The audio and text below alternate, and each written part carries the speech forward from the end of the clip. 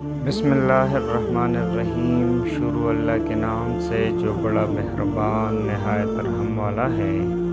ناظرین السلام علیکم۔ حلال و حرام میں فرق۔ نماز فجر کی جماعت میں جیسے ہی نبی رحمت محمد مصطفیٰ صلی اللہ علیہ وآلہ وسلم سلام پھیرتے، حضرت ابو دجانہ رضی اللہ عنہ اٹھ کر جلدی چل دیتے۔ باقی صحابہ کرام محفل نبوی میں کچھ دیر بیٹھے رہتے۔ جب تو اتر سے یہ ہوا تو نبی رحمت کی توجہ کچھ صحابہ کرام نے ابو دجانہ کی طرف کرائی۔ اگلے دن سلام پھیرنے کے بعد محمد عربی صلی اللہ علیہ وآلہ وسلم نے ابو دجانہ رضی اللہ تعالیٰ عنہ کو آواز دی۔ ابو دجانہ نے کہا، لبیک یا رسول اللہ۔ نبی رحمت نے دریافت کیا، کیا بات ہے؟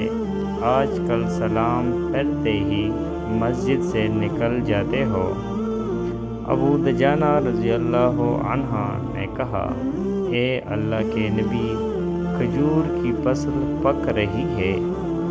میرے پڑوسی کے گھر میں لگے کھجور کے درخت کی کچھ شاخیں میرے گھر کے اوپر ہے۔ رات میں پرندوں کی وجہ سے کچھ پکی کھجوریں میرے گھر کے صحن میں گر جاتی ہے۔ میں اس لیے نماز کے بعد جلدی کرتا ہوں کہ بچوں کے جاگنے سے پہلے وہ کھجوریں سمیٹ کر پڑوسی کے صحن میں رکھ دوں، کہیں میرے بچے بچپن کی لاعلمی میں وہ مال نہ کھالے جو ان کے لیے جائز نہیں۔ نبی رحمت محمد مصطفیٰ صلی اللہ علیہ وآلہ وسلم نے فرمایا، ابو دجانہ، تمہیں بشارت ہو، اللہ رب العزت تمہاری اس عطا سے اتنا خوش ہوا کہ تمہارے لیے جنت کی بشارت ہے۔ اللہ کریم ہم سب کو حلال و حرام میں فرق کرنے کی توفیق عطا فرمائے اور ہم سب کو فکر آخرت نصیب فرمائے، آمین یا رب العالمین۔ ناظرین، یہ تھی واقعہ حضرت ابو دجانہ رضی اللہ تعالیٰ عنہ کی۔